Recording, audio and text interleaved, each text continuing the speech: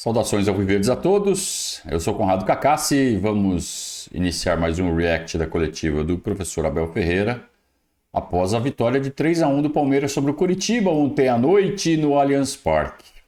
Numa semana onde o Abel, mais uma vez, foi alvo de críticas sistemáticas da imprensa. Como sempre, eu não vi a coletiva ainda, mas já vi comentários e já vi que ele distribuiu. E acredito que realmente ele precisa se posicionar diante de mais essa onda de ataques pessoais que ele vem sofrendo. Imagino que essa coletiva tenha sido muito divertida, além, é claro, dos aspectos do jogo, mas tudo que está envolvendo essa relação conturbada dele com a imprensa e com o futebol brasileiro em geral, no que a gente apoia totalmente, integralmente o Abel Ferreira. Eu estou muito curioso, vamos ver como foi essa coletiva. Boa noite. Espera um bocadinho pelos teus colegas. Sim, perdão. Isso. Só ligar Só para eles não ficarem chateados, que eles aqui magoei muito, sabe? Que eles sentem-se muito magoei. Irônico. Qualquer coisinha magoa eles, então vamos Qualquer coisinha. chorar por todo mundo. Muito bom. Já começou. Abel, boa noite. Esse é um jogo, segundo colocado contra o Lanterna, que em boa parte das ligas do mundo é quase protocolar. A chance de uma surpresa é muito pequena. No Brasileirão, costuma haver surpresa em número maior em jogos como esse. Então eu queria saber como um técnico prepara, do lado do time que é, entre aspas, o favorito, um jogo como esse, especificamente contra o Coritiba, quais eram os fatores mais importantes para fazer valer o que a tabela diz e como dentro disso o Luiz Guilherme surgiu como uma boa opção para começar o jogo de hoje. Boa. A primeira, estes são um tipo de jogos que mete à prova o caráter da nossa equipa, a seriedade. Era um jogo que era fundamental ser sério e jogar simples, porque às vezes há a tendência de facilitar contra equipas no qual o Palmeiras é claramente superior, mas como disseste muito bem, eu estou convencido, se em vez de estar 3-0 tivesse 2-0, um golo, seja aqui no Allianz Parque ou onde for, 2-0 sofres um golo, dá sempre Dá ruim. Um aperto emocional aos jogadores. Felizmente fizemos o terceiro, tinha-lhes dito isso ao intervalo, que era fundamental entrarmos do jogo dinâmicos, vir à procura do terceiro, fizemos-lo, mas estava fora de jogo. As imagens felizmente apareceram no ecrã, não houve reset, não houve nada, a gente pôde ver, para não haver dúvidas para ninguém, que assim estamos todos. Eu fiquei com dúvida. Isso. A segunda, em relação ao Luís, a opção, como te disse, às vezes deixo os jogadores de fora por opção técnica e meto-os também por opção técnica, em função do Veiga que não pôde jogar neste jogo. O Luís também é canhoto, gosta de jogar também sobre o centro-direita. Tive dúvidas se metia o John ou o Luís. O John gosta mais de jogar sobre centro-esquerda e optei por Luís, por isso mais nada. Então está explicado o porquê Luiz Guilherme e não Jonathan. Quer dizer, muita gente já pode começar a pensar, o Jonathan tá perdendo moral. Sabe, sempre tem isso na cabeça de torcedor. Então, importante a coletiva para dirimir esse tipo de dúvida. Falamos bastante sobre o potencial do Luiz Guilherme ontem no pós-jogo, né? Então, acho que a gente não precisa ser repetitivo. Vamos em frente, porque a entrevista é longa. Abel, boa noite. Em algumas entrevistas coletivas a gente já falou a respeito de causa de alguns cartões amarelos. Hoje, o Luan, num lance de dividida, não comete a falta, leva o cartão, o Gomes reclama e está fora do clássico contra o São Paulo no próximo domingo. Queria que você falasse a respeito de como que você olha agora internamente para o sistema defensivo do Palmeiras, sem contar com o Murilo no departamento médico, Gomes suspenso e também uma avaliação com relação a garotos que estão retornando do Mundial Sub-20, Giovani e Kevin. Qual o planejamento que você tem para o Giovani, que já é do profissional, e o Kevin, que ainda não teve tantas oportunidades no time de cima? Boas perguntas. Primeiro, dizer a quem não sabe, o capitão da nossa equipa, você sabe quem é? E sabe qual é uma das funções dele? É conversar com o árbitro. Pelos vistos, não pode conversar com o árbitro. Esse é que é o problema. Esse é que quando há os critérios serem diferentes para uns e para outros. É só esse que é o problema. A falta do Luan, não sei, ainda não vi, não sei se é falta ou não. Por a forma como ele protestou, parece-me que não é, mas não sei. Agora, o meu capitão, uma das funções que eu lhe peço é poder falar com o árbitro. Depois do amarelo, sim, ele ficou mais alterado porque o amarelo e sabia que não ia ficar de fora do próximo jogo. Entendi. Mas os árbitros têm que entender que uma das funções do capitão, por isso é que eles são capitães no jogo, é poder falar com o árbitro. Neste jogo levou o amarelo. E a outra era? Eu admito que eu, fazendo, né, digitando e fazendo tudo ao mesmo tempo, eu não peguei essa linha do tempo que o Abel descreveu. Então, assim, eu vi que o Luan foi para uma dividida que não foi falta e que o juiz deu amarelo. Aí o que eu fiz? Eu já fui anotar o cartão amarelo do Luan. Aí quando eu olho de novo para o campo, tá o Gomes pulando, urrando e o juiz está recolhendo o amarelo. Então eu imaginei que o amarelo do Gomes tinha sido pela reclamação surtada. Mas pelo jeito que o Abel está falando, não. Ele viu que o Luan tinha levado um cartão injusto, foi reclamar com o árbitro e levou também, aí ele pistolou. Então isso dá margem da gente pensar que, puta, o juiz está só esperando o Gustavo Gomes falar para dar um cartão amarelo para ele, para tirar ele do clássico. Será? Será que foi isso? Ou será que foi só um exagero do juiz, coincidentemente, tirando o Gustavo Gomes? Será? A gente pode criar aqui as nossas teorias conspiratórias. Agora, se foi imerecido, dá margem exatamente para isso, né? Então, se os juízes, se a imprensa não quer que a mídia palestina fique criando teoria conspiratória, então que não se dê margem para isso, né? Porque a margem está muito grande para a gente começar a maquinar as coisas aqui, não tá?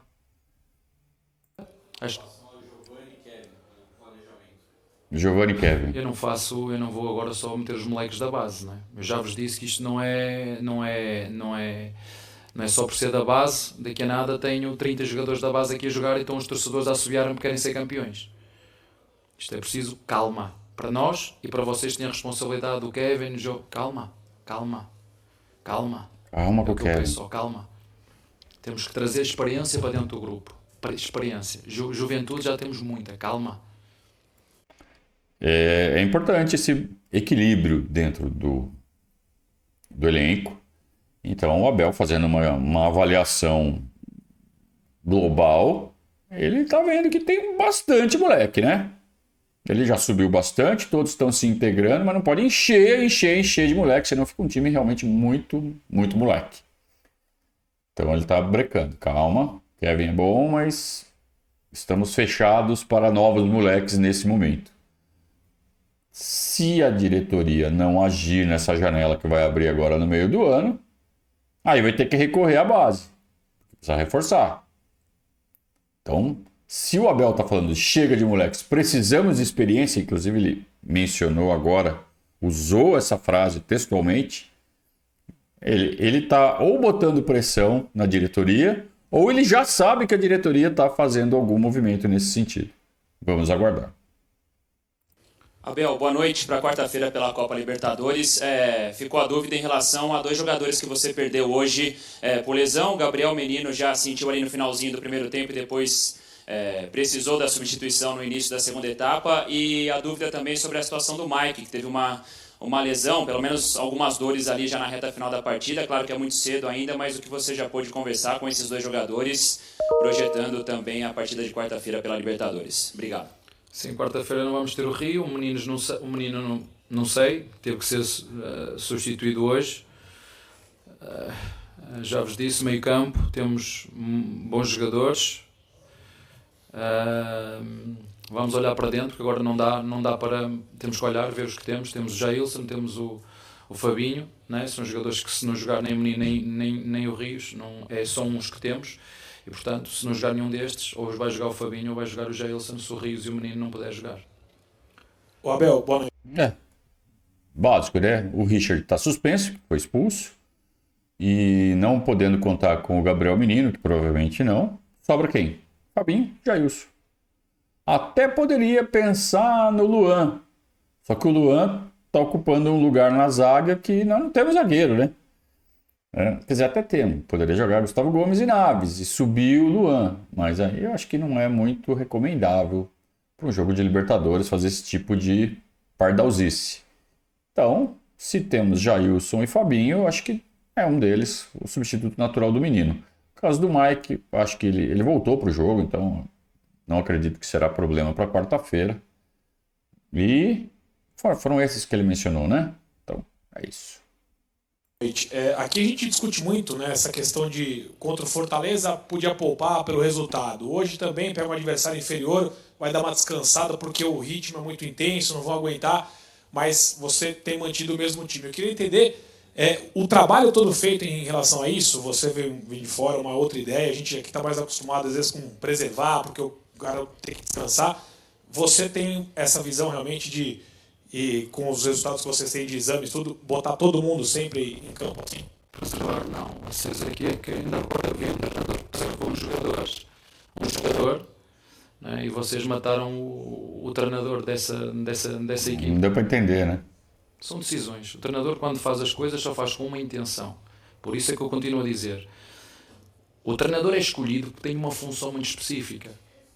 É o único que sabe o que se passa dentro do campo. É o único que sabe o que se passa dentro do CT. É o único que vê os jogadores a treinar. Mas tá ruim? Vocês é que sabem, né? Quem está fora só tem que fazer uma coisa, é opinar, é falar. Mas quem trabalha com os jogadores somos nós.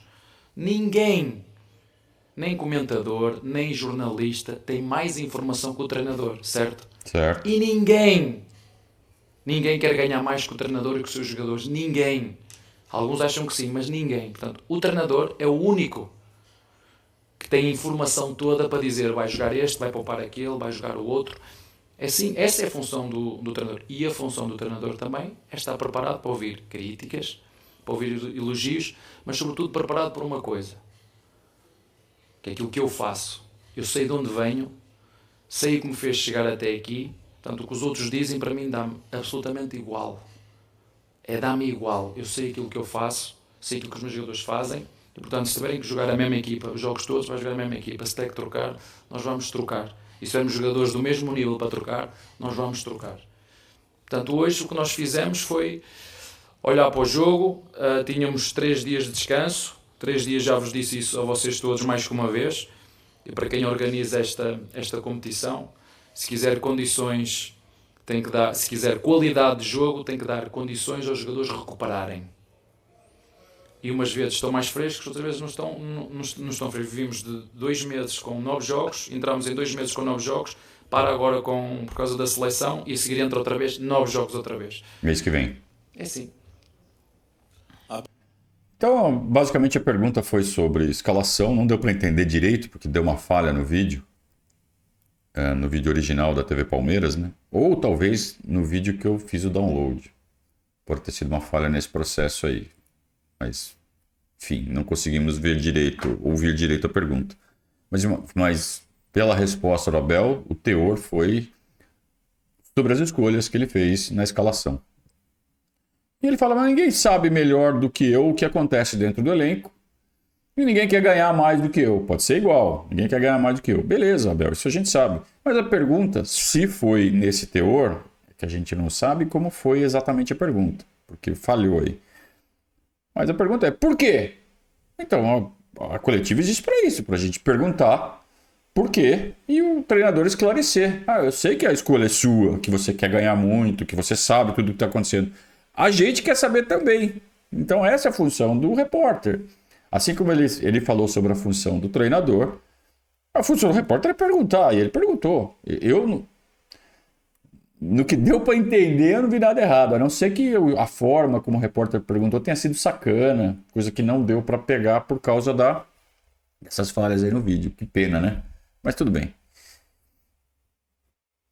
Boa noite. Hoje você não tomou cartão e nem foi expulso, então acho que alguns programas esportivos vão ficar sem pauta, né?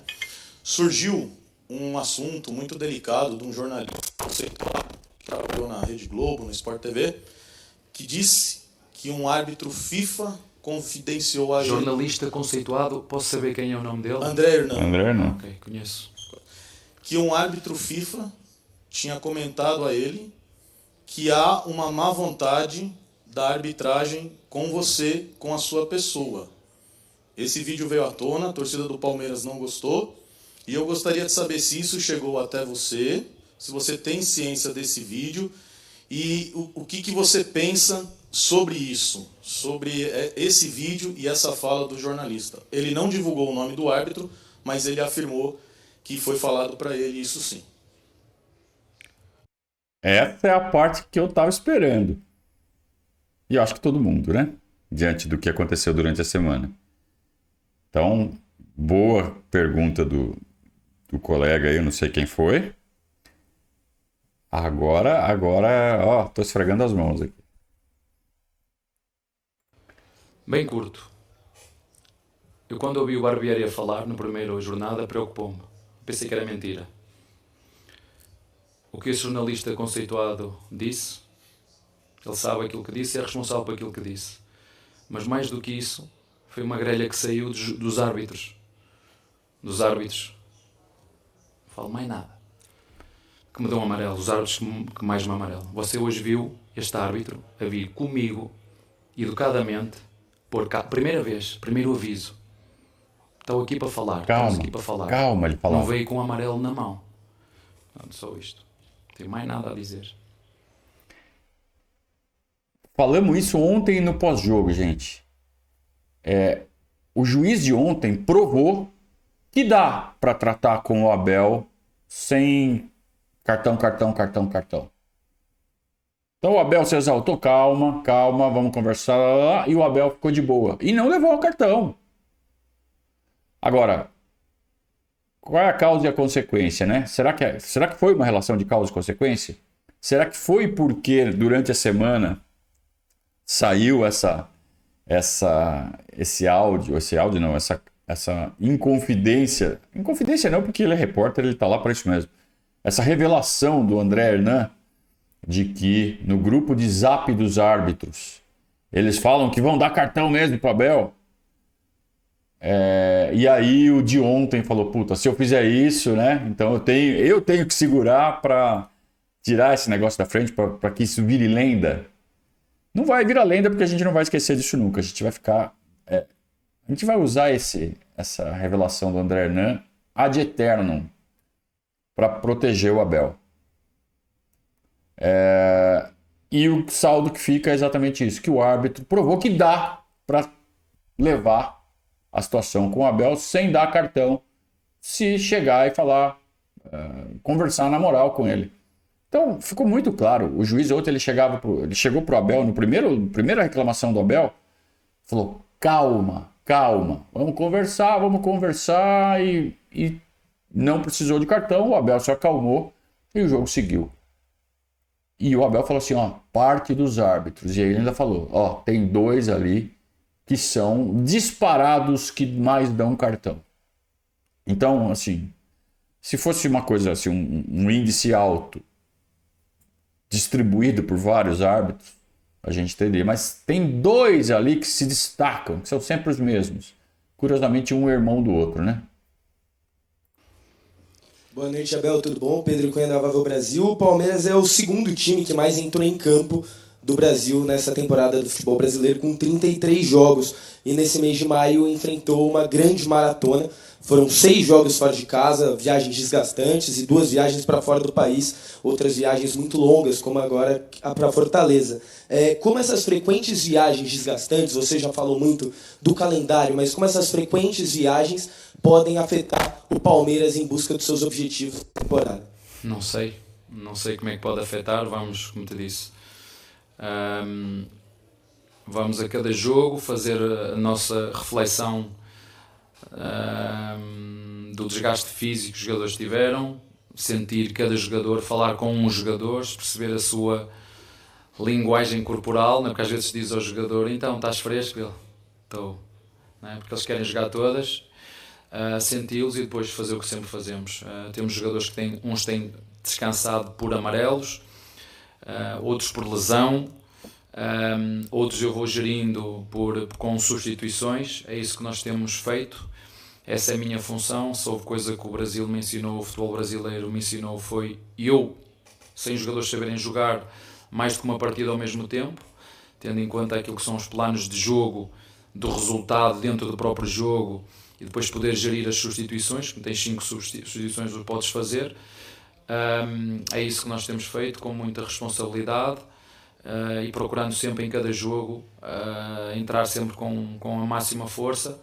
Mas agora nota-se, por exemplo, quando tu tens tanto volume de jogo, como foi este jogo de hoje, chegas tantas vezes à área do adversário, depois naquele último segundo que é preciso estar clarividente, aí nota-se às vezes o cansaço dos jogadores. Não é porque eu sei que os meus jogadores se esforçam muito, deitam tudo cá para fora aquilo que têm, naquilo que são as suas capacidades físicas, mas eu não falo só da parte física, falo também da parte mental. Os jogos consecutivos, já vos disse no último jogo, volto-vos a dizer, é desgastante para os jogadores, parte mental, é desgastante para o treinador e é desgastante para os árbitros seguramente.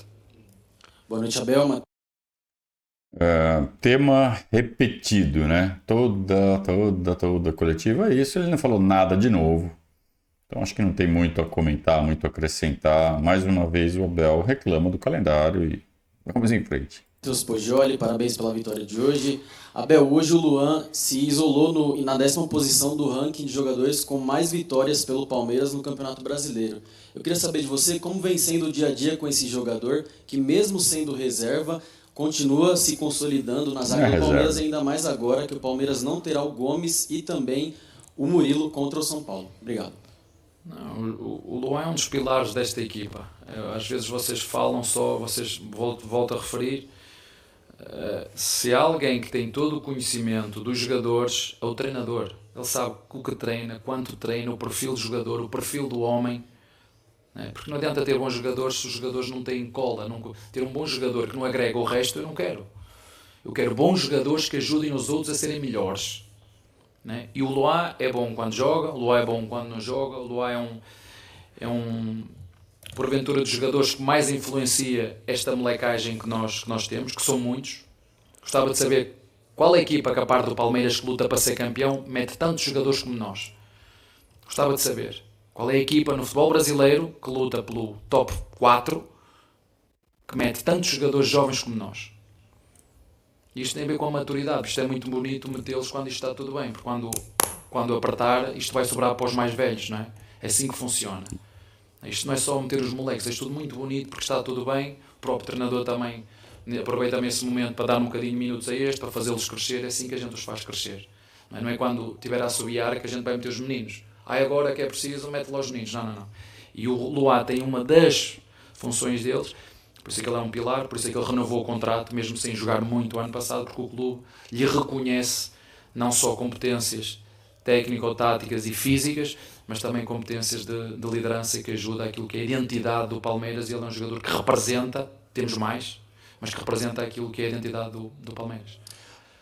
O Abel usou essa resposta para valorizar o aspecto extracampo do Luan. Mas ele está jogando muito.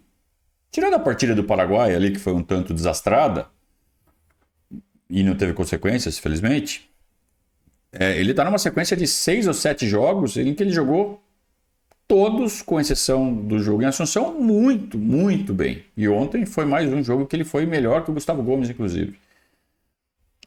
Então, sim, existe toda essa qualidade dele como líder, extracampo, essa força mental dele, etc. Mas dentro de campo também é importante, sabe? Porque senão começa, o Luan só tá aí porque ele é bom de vestiário.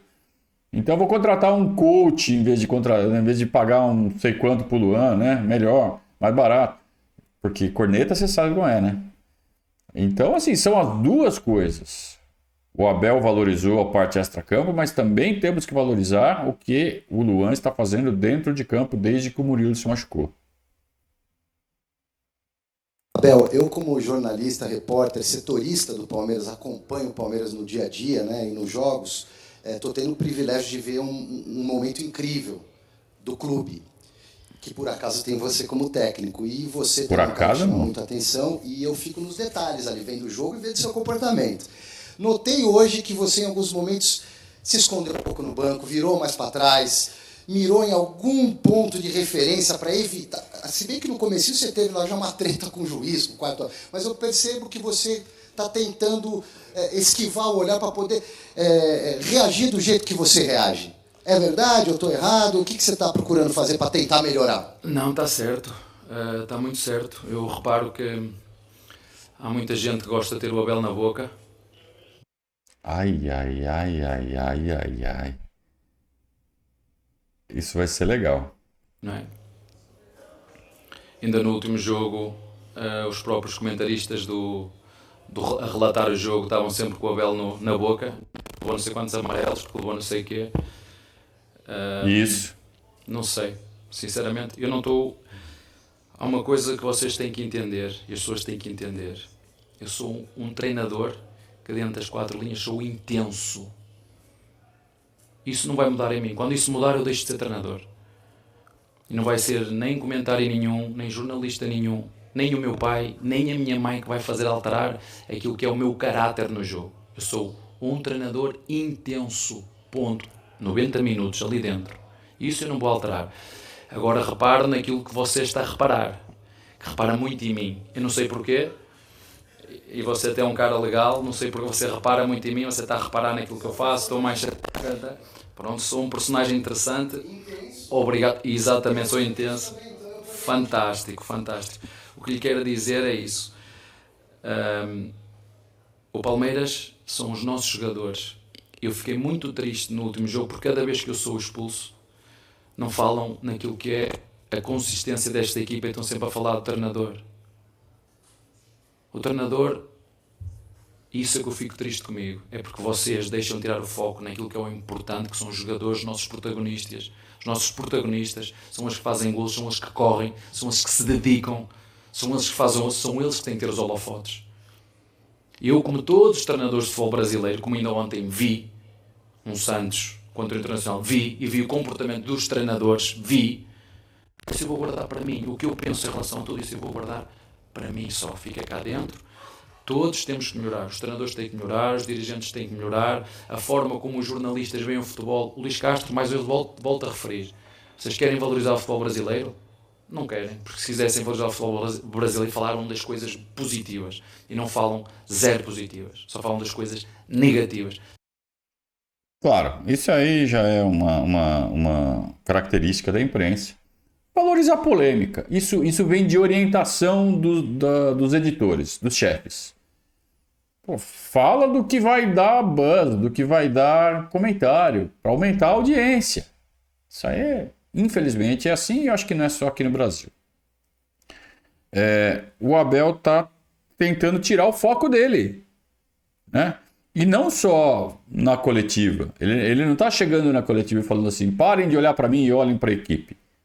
Isso partiu de um comportamento dele. Então ele admitiu, comecei a me controlar mais, comecei a descrever o repórter, que ele mudava o foco da visão assim para não explodir. Mas ao mesmo tempo ele fala assim, eu sou intenso. Eu sou desse jeito. E já havia sido prevenido por um repórter português que já o conhecia antes dele vir para o Palmeiras, que foi consultado por ocasião da sua contratação. Ele falou assim, olha, ele é expulso muitas vezes e vai continuar sendo porque esse é o jeito dele. E isso se confirmou. Então, ele é assim mesmo. Tá? Então, onde que a imprensa bate? Você pode ser intenso, você pode ser explosivo, mas você não pode ser mal educado. Concordo, não pode ser mal educado mesmo, mas ele foi mal educado. Então, quando ele dá bico em microfone, quando ele soca as coisas, quando ele chuta copinho, quando ele está ofendendo o árbitro, ele está xingando seu isso, seu aquilo, mais do que qualquer outro técnico faz, porque talvez ele tenha falado. Você é ruim, você é fraco, você é filho da puta. Nunca ouvi, a gente nunca viu ele falar isso, embora às vezes apareçam umas coisas na súmula que o Palmeiras refuta. Diz que é mentira.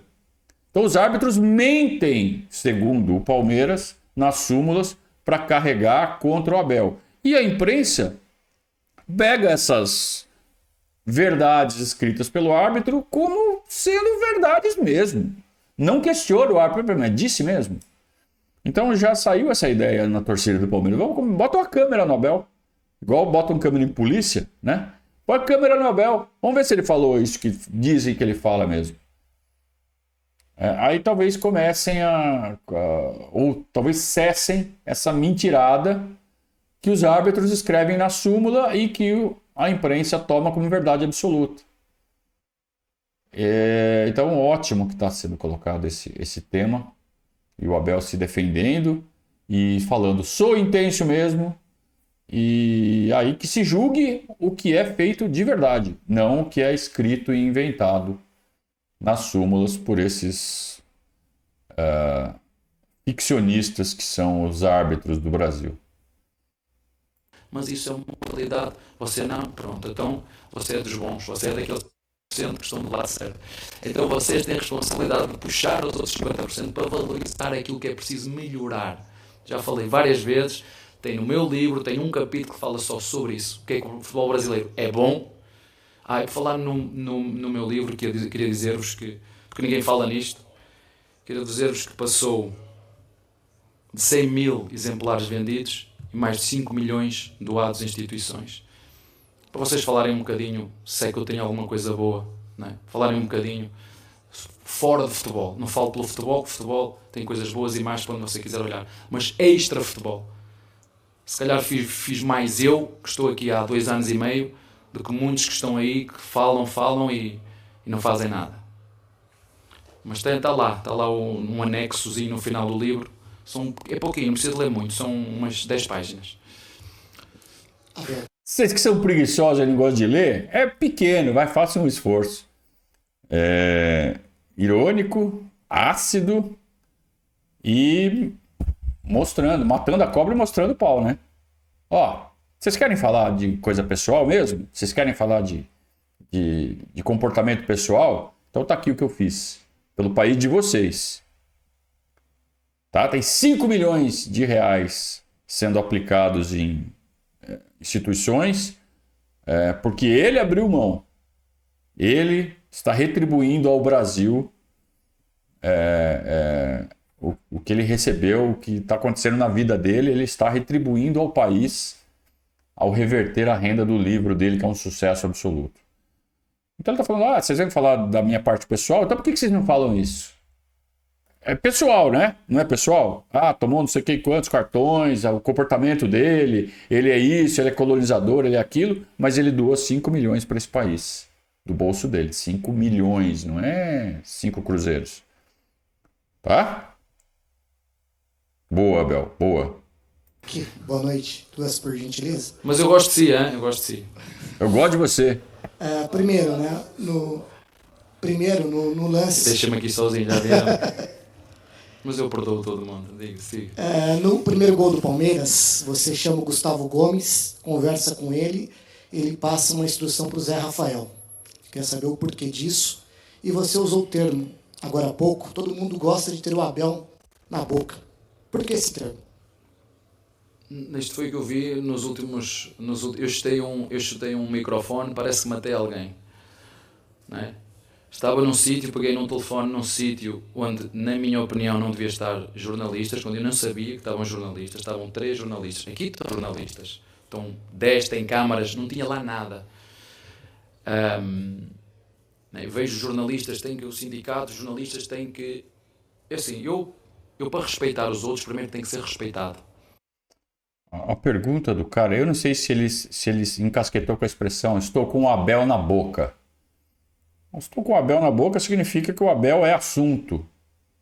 Não tem nenhum sentido figurado, se é que foi isso que o jornalista quis dizer. Então ele está explicando, eu sou assunto. Vocês gostam de me ter como assunto. E aí ele falou, eu estava lá no local, e ele já falou que ele não sabia que era um local permitido para a imprensa, então ele achou que era um local reservado, e aí ele foi lá defender o Barros, já falamos sobre isso. E então é por isso que ele está falando, olha, vocês gostam que eu seja assunto. Então quando eu chuto o microfone, eu sou assunto, vocês não falam sobre o meu time que joga pra cacete. Eu, para respeitar, tenho que ser respeitado. Eu, se eu quero o respeito do outro, eu tenho que respeitar. Portanto, isto é só para quem servir a carapuça. Os jornalistas que respeitam os outros, que respeitam os profissionais de futebol, têm o meu respeito, que criticam de forma construtiva. Os jornalistas que ofendem não têm o meu respeito. Tem os bons e tem os maus. A carapuça serve a quem quiser. Tem os bons. É como os treinadores, tem bons e tem maus. É como árbitros, tem bons e tem maus. É como dirigentes, tem bons e tem maus. E a carapuça serve a quem quiser. Sobre isso eu nem me queria alongar muito mais sobre isso, porque a minha função, eu tenho uma função muito clara no futebol. A minha é corrigir os meus jogadores, criticar os meus jogadores e melhorar os meus jogadores. Essa é a minha função enquanto treinador. E dar o melhor que sei que posso para, ao domingo, que é onde vocês veem o treinador do Palmeiras, fazer tudo o que pode para ajudar a instituição Sociedade Desportiva Palmeiras. É a minha função. O resto que se passa, não sei porque que, mas é verdade, o seu colega próprio disse, estava a olhar para mim, eu vi, estava ali no jogo todo a ver o que é que fazia, né? O homem passou o jogo todo olhando para mim. Estava a fazer. Senhor, olha para o futebol, tem tanta coisa bonita lá dentro. O Luís Guilherme, tem o Zé Rafael que jogou, qual eu lhe disse aí, fica mais fixo, porque já temos o menino a sair, ficámos os dois zagueiros, mais o Zé a fazer o nosso tripé defensivo para equilibrar a equipa, para ele não se desposicionar, foi isso que eu lhe disse, para depois chegarem aqui e fazerem boas perguntas do jogo, fazer perguntas do futebol. Muito bom. Porque é que meteu o Luís Guilherme? Porque é que tirou o Rony? Porque é que meteu o Dudu, deixou estar o Dudu até ao fim? Porque é que hoje não tirou o Dudu? Porque é que tirou E isso é falar de futebol, fazerem perguntas do futebol, porque é isso que eu sei. O que se passa à volta, o circo à volta, eu não sei. Nem quero fazer parte desse circo, que é um circo, eu entendo, que dá cliques, que dá views, então dizer mal das pessoas então é que dá. Não é? Basta ver aquele jornalista de Porto Alegre que me ameaçou publicamente e não vi nenhum pedido de desculpa do sindicato de jornalistas a pedir desculpa. Tá falando do José Ilan, não é isso? Que falou, Abel, vem tirar o celular da minha mão só para testar um negocinho. Se bem que ele não é de Porto Alegre, né? Ele é carioca. Então talvez não seja do Ilan que ele tá falando. A ameaça que eu vi foi essa. A dizer, desculpe que este jornalista fez isto, não vi. Eu gostava de ver, no mesmo sítio onde ele me ameaçou, não é? Porque eu não ameacei ninguém. Volto a dizer, quem quer respeito tem que ser respeitado. E se têm dúvidas do que eu digo, vão ver o que é que disse o capitão do Flamengo sobre o jornalismo e sobre os jornalistas. Vão ver o que é que diz o capitão do Corinthians. Vocês têm que estar mais atentos. Não pode ser alguma coisa está mal. Se calhar somos nós. Ou se calhar sou eu. Ô Abel, depois dessa resposta, eu tenho outra pergunta, mas vou fazer a primeira sobre esse calendário, né? Louco, 18 jogos, uma sequência, vem mais um jogo de Libertadores, depois uma data FIFA. Vai servir para o técnico também descansar depois de tudo isso que você está vivendo? Como é que você vai lidar com isso? Porque você falou até o hábito está cansado e tal. Você também precisa... Mas pode ter a certeza disso que eu estou a dizer. Ele não está cansado, não é de correr. É nas decisões. Mentalmente. Psicológico. Você viu este último lance, que é falta sobre o Dudu. Que ele disse que não era falta e depois reverteu porque precisava de ajuda. É disto que eu estou a falar. Mas acontece com os jogadores também. Deixa eu só fazer a outra colocação. Você falou aí que sua maneira é intensa, mas você acha que os árbitros exatamente estão com uma má vontade com você, como o Palmeiras sugeriu, uma perseguição assim, ou isso não acontece? O seu colega disse que o André Hernan é um jornalista conceituado. Eu acredito no que o seu colega disse. Eu ouvi, como você ouviu, o Barbieri a falar. E eu não sei o que é que ele quer dizer com aquilo. Lembram-se da primeira fala dele? Depois apresentam-me os cartões que eu já levei. Quem são? Há ali uma ligação, nem que seja familiar, há ali uma ligação. Agora, se tem mal vontade ou não, não sei. Eu acredito que os agentes do futebol, eu acredito nisto, porque quando eu não acreditar nisto, eu tenho que sair do futebol. Quando eu não acreditar naquilo que eu estou a dizer, eu tenho que sair do futebol. Eu acredito que os agentes de futebol, sejam eles jogadores, jornalistas, treinadores, árbitros, dirigentes, que tudo o que fazem é para melhorar o futebol. E com uma intenção clara de ajudar. E quando erram, não pode ser porque houve aqui sistemas por trás disto. Eu não acredito nisso. Eu não acredito. Agora, tudo que vinha no relatório, para ficar aqui público, assino tudo e digo que está tudo certo. Saltei, tinha uma água na mão, mandei ao chão, gesticulei, o ar está de costas, o fiscal de linha está de costas, ali, de costas. Agora, o que eu disse, meter ali o que eu disse, eu acho que continuo a dizer. Eles continuam a achar que eu ainda sou espanhol. Claro que precisamos de descanso. Claro que precisamos, mas eu estou aqui há 3 anos, vai fazer 3 anos. Vocês fazem-me sempre as mesmas perguntas. Quantidade de jogos. É descanso. Vocês fazem alguma coisa para pressionar quem decide? Isso. Ver se em vez de não decidir... Que... Isso. Eu vou dizer uma coisa. Para mim... Por isso que ele fala, é vossa culpa que o futebol brasileiro está assim. Porque a imprensa tem todos os elementos à disposição para fazer sua parte por um futebol melhor. E não faz. Toda coletiva, o Abel, isso aqui tá errado, isso aqui tá errado, isso aqui tá errado, isso aqui tá errado. Em vez da imprensa cobrar a CBF, falar, isso aqui tá errado, isso aqui tá errado, isso aqui tá errado, isso aqui tá errado. O Abel falou, o Luiz Castro falou, o outro falou, e todo mundo concorda com isso, por que não muda? Por que a imprensa não faz isso? Porque os chefes não deixam. Porque a solução para isso é o quê? Para começar, mexer no calendário, diminuir o número de jogos, isso implica provavelmente em enfraquecer estaduais ou até acabar com estaduais, que seria o correto. Não mexe nisso não. Não mexe nisso não, porque tem dinheiro aí no meio. Então é por isso. Né? É muito simples, é uma cadeia, a gente chega, follow the money, e você descobre as razões de tudo de errado que está acontecendo no futebol brasileiro. E o Abel fala assim, vocês não cobram, então a culpa é vossa. Para mim, enquanto líder, enquanto homem tem que tomar decisões, eu vou dizer, pior do que errar é eu não tomar decisões. Um líder que tem que tomar decisões, pior do que errar, porque eu erro e muito, é não ter a coragem de tomar decisões. Isso é o pior que pode haver um líder. Abel, Regis do Tifose, eu queria saber por que da sua decisão de escalar 4 jogadores rápidos e incisivos no ataque do Palmeiras. O Veiga é um cara que segura um pouco mais a bola e o Luiz Guilherme é um cara muito ofensivo, muito pro ataque mesmo, né? O Palmeiras teve menos posse de bola, mas um ataque muito rápido. Por que dessa decisão? Teve menos posse de bola hoje?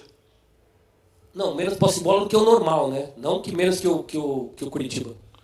Olha, eu ainda não olhei para os dados. Eu para falar de posse de bola, tínhamos aqui conversa para 3 horas.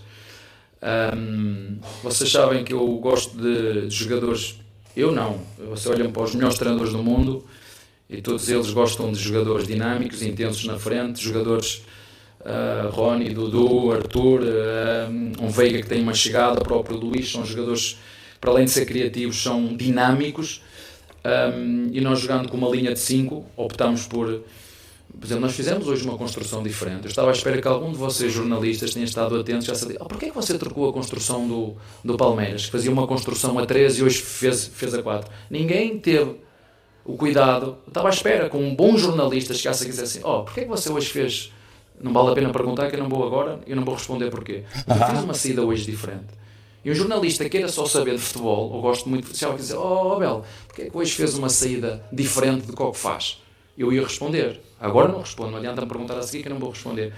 Mas abrimos o jogo com um 4-3-3, com os pontas bem abertos, com uma linha de 3 para ir apanhar os pontas, tinham que ser os zagueiros.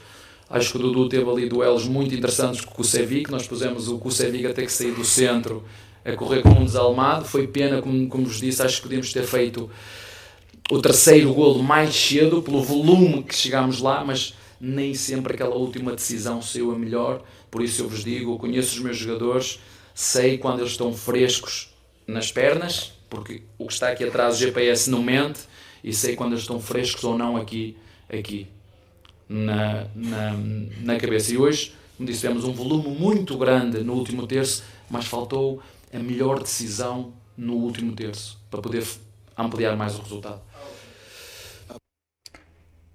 Foi um jogo em que o Palmeiras atacou de forma diferente, a gente já mencionou isso no pós-jogo ontem. Aquelas jogadas de fundo, tão características do time do Palmeiras, né? Que o jogador vai até a linha de fundo e cruza rasteiro para a chegada do meia, para a chegada de um volante para bater.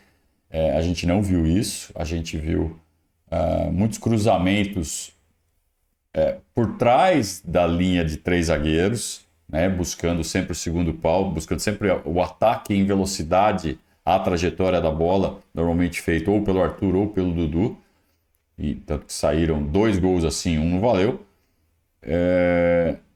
Mas ele fala assim, putz, vocês não falam de futebol, cara. Vocês não perguntam de bola, ou até perguntam, mas são perguntas triviais. Pô, a grande sacada do jogo, o grande nuance tático do jogo, ninguém falou. Sabe? E agora não adianta que eu não vou responder também. Ele também é marrento, né? É uma figura, cara. Como ele está acrescentando ao futebol brasileirão, é um personagem histórico no futebol brasileiro. Quem viver, verá. O Abel vai virar uma lenda no futebol brasileiro. Abel, aproveitando para Não falar... faças essa pergunta que eu não vou responder, né? Boa noite, Matheus Pinheiro da Rádio Tatiaia. Aproveitando para falar um pouquinho de tática, queria até acreditar o levantamento feito pelo Tomás Rosolino. O Dudu chegou hoje a 100 assistências com a camisa do Palmeiras. E é o segundo time que eu, pelo menos, acompanho e vejo o Dudu se aproveitar de uma linha de 3 defensiva e jogar inteiro na entrelinha. O Dudu hoje está se destacando jogando pela esquerda, já atuou com você pela direita, já atuou centralizado, segundo atacante. Essa é a melhor versão do Dudu que você já treinou e você consegue ver no Dudu o protagonista que se esperava tanto do camisa 9 que o Palmeiras ia trazer, que ia ser o protagonista. Esse é o Dudu, o protagonista do Palmeiras? Olha, eu acho que o Dudu, eu não conhecia o Dudu antes, eu não conhecia o Dudu que vocês conheceram com 20, 21, 22, 23, eu conheci o Dudu agora mais maduro, com tudo o que lhe aconteceu na vida, quer profissional, quer pessoal, alguém que tem um passado duro e que lhe fez chegar onde chegou. Eu acho que ele, quando chegou aqui ao Palmeiras, entendeu a nossa dinâmica coletiva. Acho que ele realmente está mais coletivo, mas o rendimento está lá na mesma. Ele ajuda a equipa a defender. Se tem que jogar aberto, joga aberto, como foi hoje. No último jogo, o Fortaleza jogou por dentro. É outra pergunta que vocês me podiam fazer, mas preferem falar de outras coisas e eu tenho que falar aqui, porque se não respondo, toda a gente fica chateado se eu não respondo.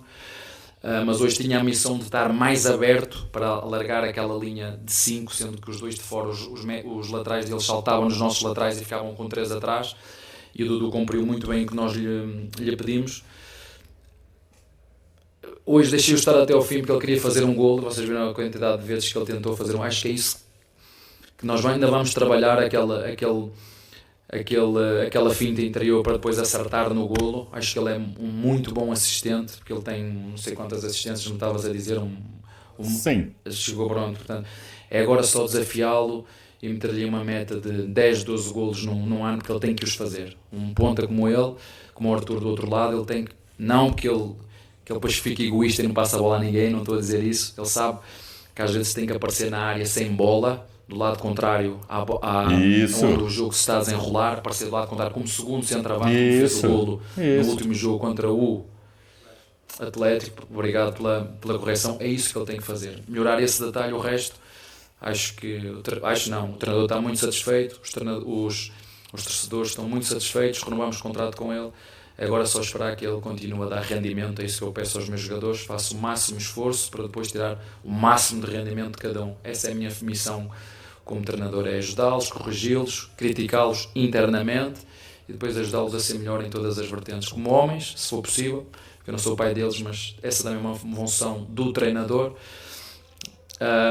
E ajudá-los a ser melhores jogadores. Essa é que é a grande função do treinador.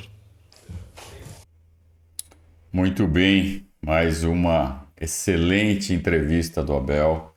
Tocou mesmo o dedo na ferida, apontou para a imprensa. E não tem medo, né? O Abel não tem medo. Vai continuar apanhando. Porque essa turma... E é o que ele falou, né? Tem bons e tem maus.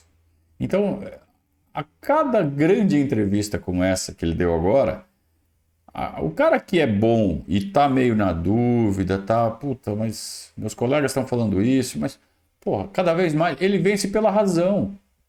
Ele vence porque o raciocínio dele tem começo, meio e fim, porque ele acaba construindo uma linha de raciocínio que é irrefutável, com fatos, baseada em fatos, não em achismos e nem em mentiras, como as súmulas da CBF.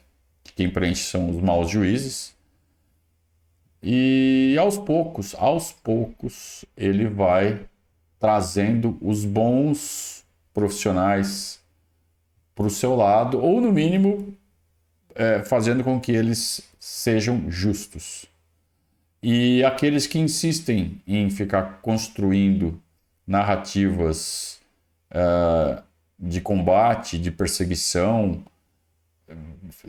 vão ser cada vez menos, vão ficar cada vez mais isolados e expostos. E com isso, a gente vai acabar colocando, ou vai acabar sendo colocado um alvo na testa desses caras.